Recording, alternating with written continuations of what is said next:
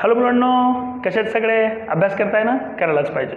So my name is Deepak Bise and I welcome you to all on your awesome channel and name of that channel is physics by Baahubali of physics. तर बघा, UCMचे जे 4 applications आपण बघितलेले आहेत. पहिलं कोणतं? Vehicle on horizontal circular track. दुसरं कोणतं? Well or wall of death. तिसरं कोणतं? Vehicle on banked surface. आणि चौथं कोणतं? कोनिकल पेंडुलम, जे आज आपण पाहणार आहोत. तर माझा तर गेस आहे तोच की बाबा व्हेकल ऑन बँक्ड सरफेसवर डेरिव्हेशन येऊ शकतं, पण त्याच्यानंतर दुसरं जर असेल टफेस्ट डेरिव्हेशन UCMपैकी तर ते आहे कोनिकल पेंडुलम. बऱ्याच विद्यार्थ्यांना त्याचा थोडासा प्रॉब्लेम होतो कोनिकल पेंडुलमचा. तर कोनिकल पेंडुलमचं जे डेरिव्हेशन आहे ते आज आपण इथं बघणार आहोत. तर लिहा मग, चौथं ॲप्लिकेशन कोणतं आहे? Conical pendulum. कोनिकल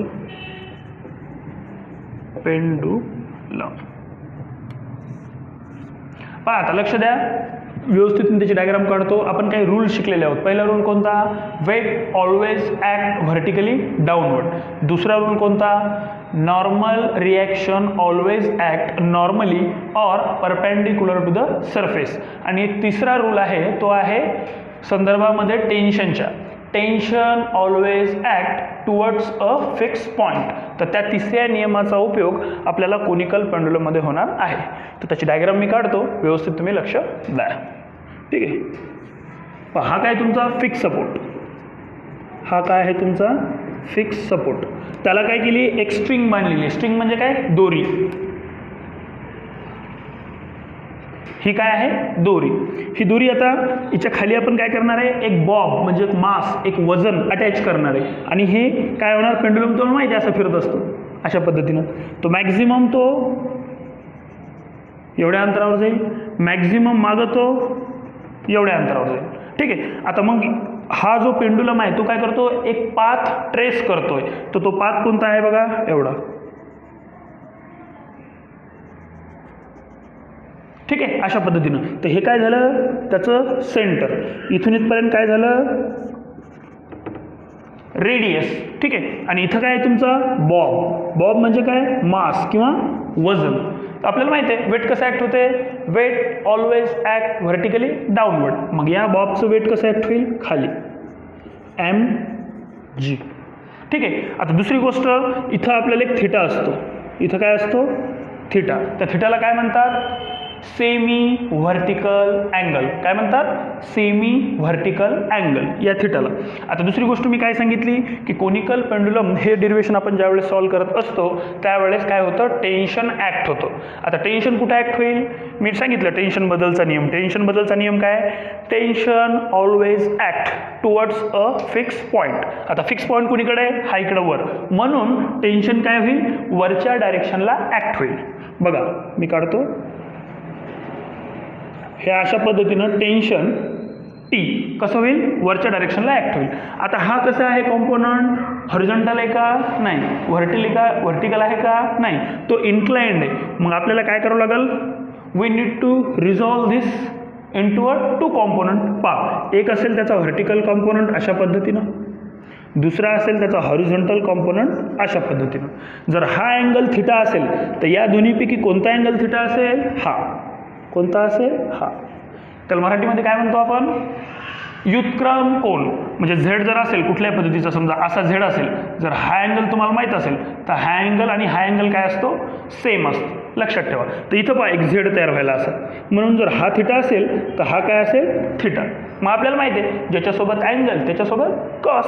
मग हा त्याच्यासोबत थिटा आहे म्हणून मी इथं काय लिहिणार? T cos theta. हा काय येईल? Obviously T sine theta. Conical पेंडुलमची डायग्राम काढली. मग सगळ्यात पहिले काय लिहायचं असते? Theoretical part. मग थेरोटिकल पार्ट तुम्ही काय लिहिणार की बाबा फोर्सेस ॲक्टिंग ऑन व्हेकल. नाही, इथं व्हेकल आहे का? नाही. इथं आहे बॉब म्हणजेच काय? मास म्हणजेच काय? वजन. मग तुम्ही थेरोटिकल पॉईंटमध्ये काय लिहिणार? Forces acting on bob are. Number पहिला, 1 नंबरचा कोणता फोर्स आहे? Weight which act vertically downward. 2 नंबरचा point tension which act towards a fix point and the tension can be resolved into a two component. एक vertical component आहे, तो आहे T cos theta, आणि दुसरा एक हॉरिझॉन्टल कॉम्पोनंट आहे, तो आहे टी साइन थिटा. मग त्याच्यानंतर आपला नियम लावायचा, जेवढे फोर्सेस खालच्या डायरेक्शनला त्या सगळ्यांची ॲडिशन इज इक्वल टू जेवढे फोर्सेस वरच्या डायरेक्शनला. मग सांगा वरच्या डायरेक्शनला, या डायग्राममध्ये वरच्या डायरेक्शनला कोणकोणता फोर्स जातोय? हा टी नाही, हा कसा आहे? इन्क्लाइंड आहे, व्हर्टिकल म्हणतोय मी वरच्या डायरेक्शनला. हा आहे टी कॉस थिटा. मग लिहू पहा, टी कॉस थिटा. वर जाणारा हा एकच फोर्स आहे, व्हर्टिकली अपवर्ड, नॉट इन्क्लाइंड. ठीक आहे, तर मग टी कॉस थिटा एल बॅलन्स कोण करायला? खालच्या डायरेक्शनला जाणारा फोर्स, तो कोणता आहे? M G. मग is equal to M G मी लिहिलं. हे झालं तुमचं इक्वेशन नंबर 1. आता आपण कोणते फोर्सेस घेतले? व्हर्टिकल, अपवर्ड आणि डाऊनवर्ड. आता कोणते फोर्सेस घ्यायचे? हॉरिझॉन्टल, उजव्या साईडला जाणारे फोर्सेस आणि डाव्या साईडला जाणारे फोर्सेस. मग सांगा या डायग्राममध्ये डाव्या साईडला कोणता फोर्स जातोय? हा जातोय टी साइन थिटा. लिहू का मग? T sine theta. अजून एखादा आहे का डाव्या साईडला जाणारा फोर्स? नाही. असता तर आपण ॲड केला असता. मग आता या टी साइन थिटाला कोण बॅलन्स करायला तिकडं? बरोबर, एक इमेजनरी फोर्स जातो, त्याला आपण काय म्हणतो? Centrifugal force. मग त्याचा फॉर्म्युला काय? M V square divided by R. आता मेन गंमत इथे आहे बा मित्रांनो, आपण हे चारही ॲप्लिकेशन्स पाहिले तर हे कोनिकल पेंडुलम ॲप्लिकेशन सोडून उरलेले जे 3 ॲप्लिकेशन्स आहेत, कोणकोणते?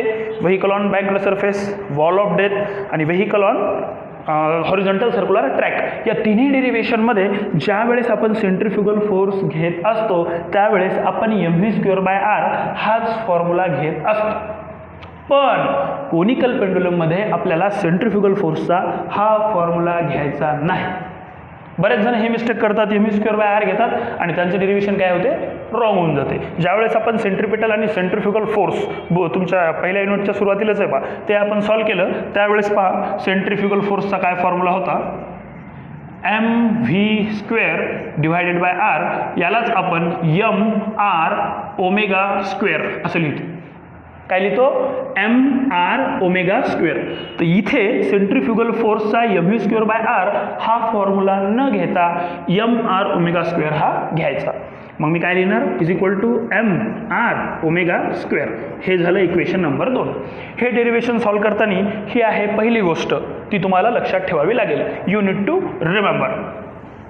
आता पाहूयात समोर. आता इक्वेशन 1 आणि 2 आलं, मग काय करत असतो आपण? एका इक्वेशननं दुसऱ्या इक्वेशनला काय करायचं? भागायचं. So divide equation number 1 by equation number 2 किंवा divide equation number 2 by 1. Sine upon cos येऊ देऊ आपण. ठीक आहे, मग काय करावं लागेल? Divide equation 2 by 1. इथे लिहितो पहा, जागा आहे थोडी. Divide equation 2 by equation 1. 2 नंबरच्या इक्वेशनला काय करायचं? एका नंबरच्या इक्वेशनला भागायचं. मग 2 नंबरचं इक्वेशन लिहू. डावी साईड काय आहे? T sine theta.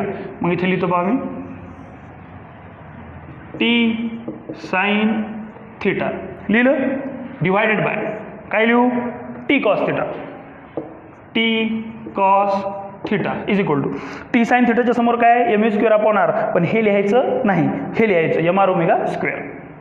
M R omega square divided by काय लिहू? M G. Divided by M G. मी सांगितलं होतं कोणत्या इक्वेशनला कोणत्या इक्वेशनला डिवाइड करायचं. असा प्रॉब्लेम आला तर वेटला काय करायचं? नेहमी खाली ठेवण्याचा प्रयत्न करायचा.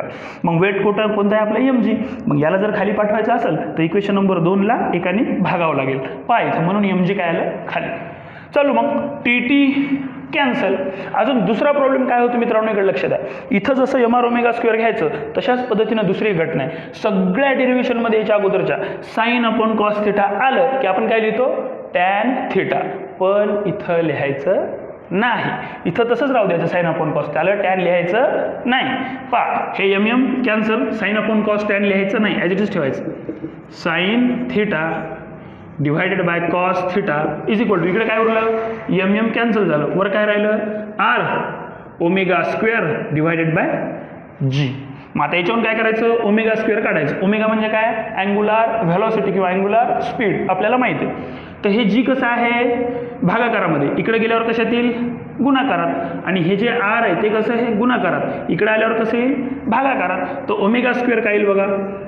Omega square is equal to हे जी जाईल इथं, मग काय आलं G sine theta divided by हे आर जाईल इथं, काय येईल आर कॉस थिटा. मग याच्यावरून ओमेगा काय येईल आपला, omega is equal to under root of G sine theta divided by R cos theta. हे झालं तुमचं ओमेगा म्हणजे अँग्युलर व्हेलॉसिटीचं इक्वेशन. इथपर्यंत आलं लक्षात सगळ्यांच्या, ठीक आहे. आता ओमेगा म्हणजे काय, ओमेगा म्हणजे काय अँग्युलर व्हेलॉसिटी. अँग्युलर व्हेलॉसिटी किंवा अँग्युलर स्पीड त्याचा फॉर्म्युला काय आहे अँग्युलर डिस्प्लेसमेंट अपॉन टाइम.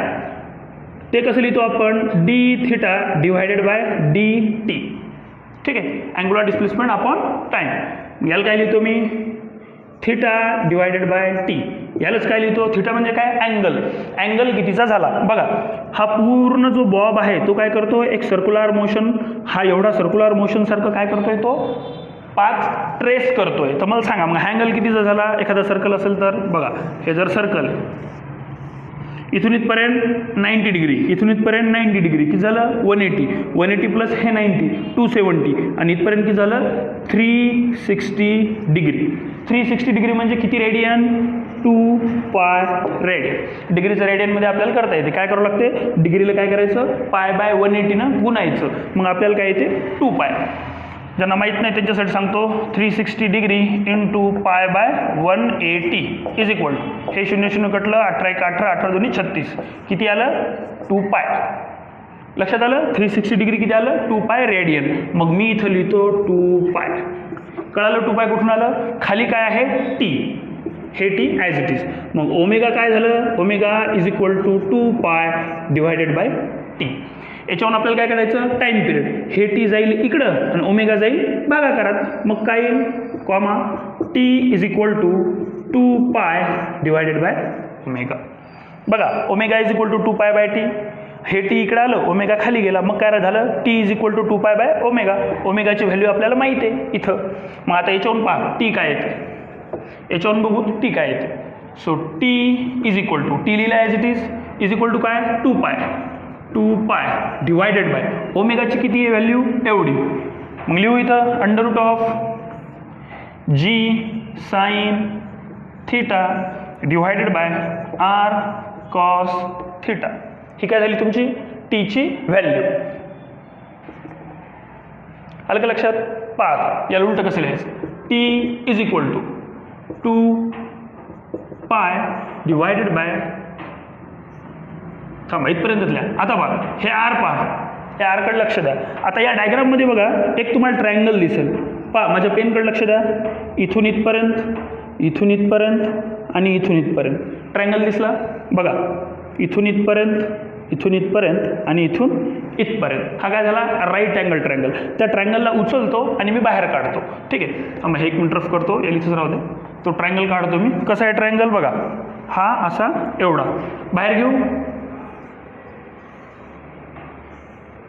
हा आहे ट्रायंगल. हा कितीचा अँगल आहे 90, मग इथे किती लिहिणार मी 90. हा किती आहे थिटा, मग हा किती असेल थिटा. इथून इथपर्यंत लेंथ किती आहे एल, कशाची दोरीची, मी इथं लिहितो एल लेंथ ऑफ स्ट्रिंग. त्याच्यानंतर इथून इथपर्यंत अंतर किती असेल इथून इथपर्यंत, जर इथून इथपर्यंत आर असेल तर इथून इथपर्यंत सुद्धा आरच असेल रेडियस, मग इथं लिहितो आर. लक्षात आलं. हा जो ट्रायंगल आहे तुम्ही उचलला आणि बाहेर काढला. हा थिटा आहे, इथून इथपर्यंत लेंथ ऑफ स्ट्रिंग आहे, इथून इथपर्यंत रेडियस आहे, ते लिहिलं. आता काय करायचं आपल्याला त्याच्याहून साईन थिटाचा फॉर्म्युला काढायचा. कशाचा साईन थिटा. बघा साईन थिटा या पर्टिक्युलर डायग्राममध्ये साईन थिटा अप्लाय करा. सांगा मग साईन थिटाचा काय फॉर्म्युला आहे अपोजिट साईड अपॉन हायपोटेनियस. त्यालाच काय म्हणतात कोना समोरील बाजू डिवायडेड बाय कर्ण. मग अपोजिट साईड कोणती आहे ही आर डिवायडेड बाय कर्ण कोणता आहे एल. मग याच्यावरून आर काय येईल आर आर काढायचं, हे एल भागाकारात आहे, इकडे आलं की गुणाकारात येईल. So R is equal to L sine theta. आलं का R is equal to N sine theta. मग या इक्वेशनमध्ये जिथं आर आहे त्या आरच्या ठिकाणी काय करायचं एल साईन थिटा पुट करायचं. मग इक्वेशन काय होईल बघा T is equal to 2 pi under root of G sine theta divided by R cos theta. या आरच्या ठिकाणी काय लिहायचं आपल्याला, एल साइन थिटा. इथं कट करतो आर, त्याच्या ठिकाणी काय लिहितो, एल साइन थिटा. आता पहा हे साइन साइन कॅन्सल. मग आता काय आलं समोर, T is equal to 2 pi under root of G divided by L cos theta. आले इथपर्यंत. एवढं लिहून घ्या, नंतर त्यासमोरचं सांगतो. आपल्याकडे जागा नाही, मला रफ करावं लागेल थोडंसं. एवढं लिहून घ्या, नाही त्याचा स्क्रीनशॉट काढा. तर हे एवढं मी काय करतो, मिटवतो याच्यासमोरसाठी. ठीक आहे, स्क्रीनशॉट घेतला होता तुम्ही अगोदर, काढून घेतो, मिटवतोय. बघा आता, T is equal to 2 pi upon under root of G L cos theta. तर इक्वेशन बघा काय झालं, टी इज इक्वल टू 2 पायला 2 पाय ॲज इट इज. इथं लिहितो मी 2 पाय अंडर रूट ऑफ काय आहे, G divided by L cos theta.